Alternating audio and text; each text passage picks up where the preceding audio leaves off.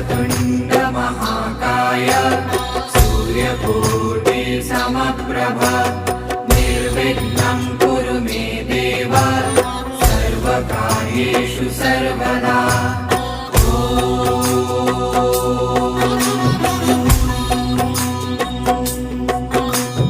वक्रतुण्ड महाकाय सूर्यकोटि समप्रभ निर्विघ्नं कुरु मे देव सर्वकार्येषु सर्वदा।